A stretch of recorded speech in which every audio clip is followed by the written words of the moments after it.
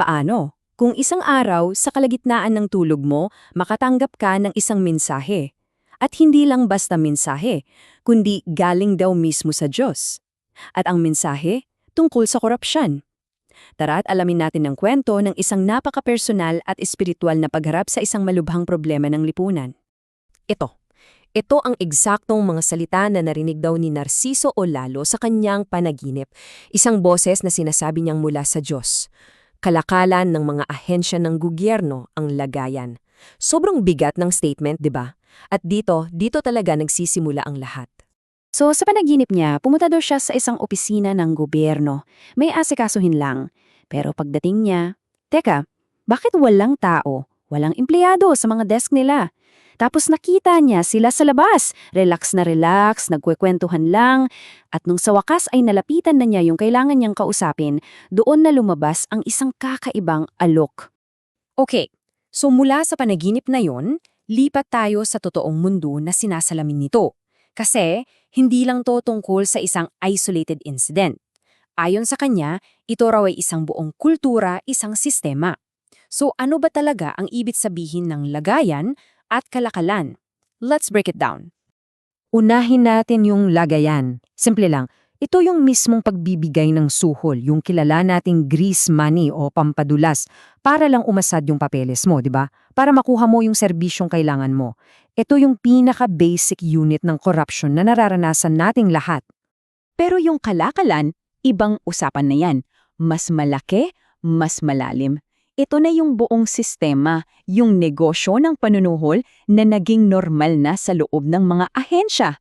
So isipin nyo, hindi na lang siya isang simpleng gawain, kundi isang nakabaon ng economic system sa loob mismo ng ating burokrasya.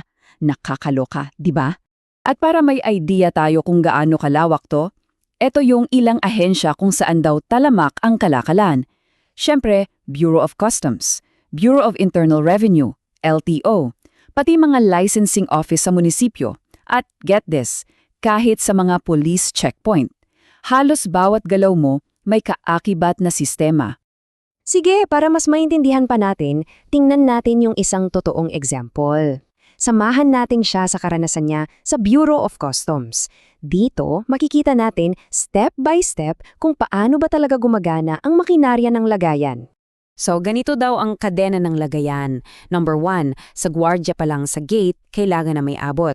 Pagkapasok mo, number 2, may isa pang layer sa mga marinero raw. Number 3, sa examiner, well, asahan mong hindi gagalaw ang papeles mo kung walang pampadulas. At yung pang-apat, yung huling-huli na, para lang mailabas mo yung container mo, pati yung crane operator, kailangan mong bigyan. Kumpletong kadena talaga, from start to finish. Pero alam nyo, ito yung pinaka-nakakagulat na detalye. Ang mga crane operator daw, para silang namimingwit ng pera. As in literal. Magbababa sila ng isang linya na may clip, tapos doon mo isasabit yung suhol. Kung hindi ka magsasabit, hindi rin aangat yung container mo. Ganun naka-blatant, ganun naka-systematic. At dito na nagbago ang lahat. Kasi anong mangyayari kapag sinabi mong, ayokong maging parte nito? Dito natin makikita ang desisyon niyang labanan ng sistema at syempre yung mga mapanganib na resulta nito. So, para ka nasa isang sangandaan, may 200. Yung madaling daan, magbayad ka. Mabilis ang proseso, pero yun nga, parte ka na ng problema. O yung mahirap na daan, tumanggi kang magbayad. Asahan mo ang delay, asahan mo ang mga banta, pero mapapanatili mo yung integridad mo. Napakaklaro ng pagpipilian. At yung mga banta? Hindi yan biro. 2 beses. 2 beses siyang tinutukan ng baril dahil lang sa paninindigan niya. Yung numerong yan pa lang, sapat na para ipakita sa atin kung gaano kadelikado ang bumangga sa isang malalim na nakaugat na sistema. Okay, so para sa uling bahagi, i-connect natin ang lahat pabalik doon sa mensahe sa panaginip. Ano ba talaga ang prinsipyo sa likod ng lahat ng paglaban na to? Bakit niya ginagawa ang mga ito? Kasi yun naman talaga ang tanong, di ba? Bakit mo pagdadaanan ng lahat ng hirap at panganib kung pwede namang sumunod ka na lang sa agos para mapadali ang buhay mo? Well, yung sagot niya, nakaugat sa kanyang matibay na pananampalataya. At ito ang kanyang core philosophy. Patinggan nyo to. Walang manloloko pag walang magpapaloko. Ang simple pero ang lakas ng dating, di ba? Ibinabalik niya yung kapangyarihan sa bawat isa sa atin. Sinasabi niya na ang responsibilidad ay nasa magkabilang panig.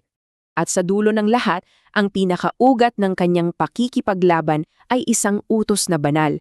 Naniniwala siyang ginagamit lang siyang instrumento ng Diyos para manggamot at magturo. Ang paglaban para sa tama para sa kanya ay hindi na isang pagpili. Isa na itong tungkulin ng kanyang pananampalataya kahit ano pa ang personal na kapalit. Kaya iiwanan tayo nito ng isang malalim na tanong.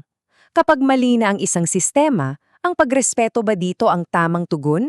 Hahayaan na lang ba ang mali dahil sa takot? O dahil ganyan na talaga? O may tungkulin din ba tayong manindigan at subukang itama ito? Isang tanong na hindi lang para sa kanya, kundi para sa ating lahat.